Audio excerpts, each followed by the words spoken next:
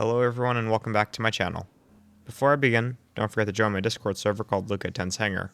I plan on joining weekly, so if anybody wants to fly together, we can make that happen. My Discord server is linked down in the description below.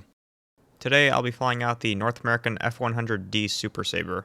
The F-100 was the first US Air Force jet-powered fighter capable of sustained supersonic flight. The first prototype flew in 1953 and it hit Mach 1.05 in level flight. The US Air Force was thrilled and also kinda terrified. Early F-100s had a bad reputation. They had a 45-degree swept wing which was cutting edge but very unforgiving, and they had early supersonic aerodynamics that pilots were still learning. At low speeds, especially during landing, the F-100 could suddenly pitch up, violently roll, and lose control. Pilots called this behavior the Sabre dance. It killed multiple pilots, including test pilots, and earned the jet the dark nickname the Hun, which is short for the 100, also because it tried to kill you. By 1954 to 55, the US Air Force briefly grounded the fleet while fixes were rushed in. They included larger tail surfaces, stability improvements, and revised flight procedures. The F-100D first flew in 1956 and became the most important and numerous model. The US Air Force realized the F-100 wasn't just a dogfighter, it was better suited as a fighter bomber, especially for nuclear delivery. It had stronger wings with 6 hardpoints, a low-altitude bombing system, improved avionics, and more stable handling.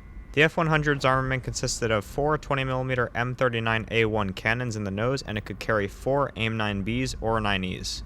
The F-100D became the first supersonic tactical nuclear strike aircraft in the US Air Force service. That's a big deal in Cold War doctrine. In 1964, F-100Ds flew the first US Air Force jet combat missions of the Vietnam War. Ironically, despite being a supersonic fighter, the F-100 never scored any air-to-air kill in Vietnam. MiG combat was quickly handed off to faster radar-equipped jets. The F-100D sits at a fascinating crossroad in aviation history. It was the first successful supersonic US Air Force fighter, it was on the bridge between Korean War jets and Vietnam-era multi-role aircraft, and it proved fighters could be true strike aircraft. It wasn't elegant, it wasn't forgiving, but it worked, and it changed how air wars were fought. That's all for the history lesson. I hope you enjoy the combat.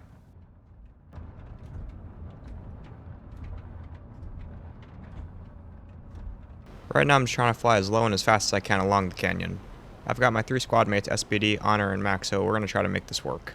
The more coordination we have, the better. Now the reason why I'm flying so low is because I really don't want to die to any missiles up high. This aircraft feels very heavy on the controls, it has no flares, but it does have really good guns, and it's got the AIM-9Es, which aren't all that bad, but they're definitely not the best. Right now we're in the middle of the map, and we climbed a little bit higher because a lot of these guys are all down low. I'm going to try to use some of my AIM-9Es here. Now if I want to hit these guys with the AIM-9Es, they definitely have to be unsuspecting. Just like this enemy A-10. He looks pretty tunnel visioned on the F-100. I'm going to try to get a gun kill on him here because I know that he was flaring earlier. Unfortunately I start to lag, but I'm able to rip his wing off. And then immediately after that kill I'm going to climb back up to altitude and I'm always going to be looking around me, being aware of all my surroundings. You definitely never want to cross the A-10's nose whenever he's going down like that. 9 times out of 10 they're just going to keep firing mindlessly. Now I see this Mirage down low, I'm going to try to boom and zoom him here. Now I know I'm not going to be able to lock a missile on him from here, so I'm just going to try to get the gun kill.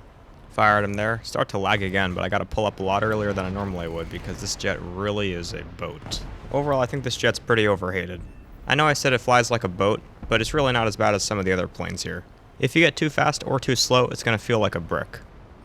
Now I see this Harrier on Max's 6, so I'm gonna try to take him out. That Harrier probably doesn't even see me, he starts to give me a 6, and I'm gonna fire the missile at him there. But before I get any closer, I always want to be looking around me, being aware of all my surroundings. I see that he starts to pull all the way back in, losing all of his energy. I'm going to do the same. I'm going to kill the power and pull the air brake. All I have to do here is just make sure I don't overshoot. I know the Harrier really can be a sluggish plane, so I'm going to use that to my advantage. Lock a missile on him, fire at him there. He's too slow and can't outmaneuver the missile. I'm also too close to him, and it kills him. And then immediately after that kill, I'm going to look around me, always being aware of all my surroundings. Thankfully, my team and I were able to find the last guy, so I'm going to head over to him right now. It's an Su-25, he's going to have a lot better missiles than I will, but I'm going to have a lot more power than he will. As long as I can stay out of his nose and not let him get a missile lock on me, I'll be able to just kill him. He's also got a whole bunch of people on him. I'm still a little too far out to fire a missile, he's also flaring, so I'm really going to want to try to get the gun kill on him. I also have to be very mindful to not go head on this guy. This guy's gun is insane. We've got Max and Honor behind the enemy, he's about to cross my nose, I'm going to fire at him here, and I'm able to take him out. But remember, just because you rip his wing off doesn't mean he still can't fire the gun. Or even worse, fire a missile at you. And just like that, he fired a missile at Max, but thankfully it didn't connect. And just like that, we're able to win the game. Now we're in the second game, there's a bunch of chaos in the middle. Thankfully I see this unsuspecting CL-13, I'm going to try to fire a missile at him here. As I fired that, I see another unsuspecting target, the MiG-19. I'm going to fire the missile at him there, and then I get really scared that it's going to hit my starfighter, but thankfully it just misses him. I was able to kill the CL-13, but not able to kill the MiG-19. Now I'm going to turn in towards the MiG-19 because there's really not many people out here. And then my allies are able to kill the MiG-19. I'm going to trust my allies to protect me here while I'm in this turn, because once this aircraft loses its energy, it's very hard to gain it back. Notice how I said this time I'm going to trust my allies. You definitely don't want to get into the habit of thinking that your allies are always going to save you, because a lot of the times they're not going to and everybody's just looking out for themselves, unfortunately. Now we've only got one enemy left. We know around where he's at, so I'm just going to ground pound for the time being.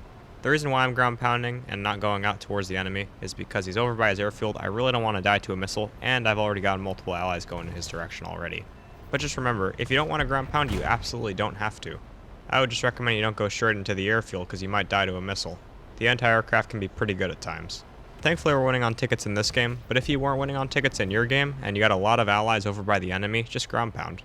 There's no reason to have 6 allies circling over the enemy airfield while the enemy just circles. All that enemy has to do is just burn the clock. As long as you make sure you have at least one ally circling over the enemy airfield, if the enemy is circling his airfield, you should be fine. I just want to put emphasis on giving your enemy as little chances as possible. The enemy finally came back out after a few minutes. I'm going to try to get him behind him. As I get him behind him, I'm just going to hope that this missile hits him. But unfortunately, he's going to fly as low as the houses. But thankfully I've got my other ally. He's a lot closer and he has a lot better missiles, and then thankfully he's able to take him out. Thank you everybody for watching, and I hope you enjoyed my video. If anybody has any suggestions on what aircraft they want me to fly next, please leave in the comment section down below and I'd be happy to fly that aircraft.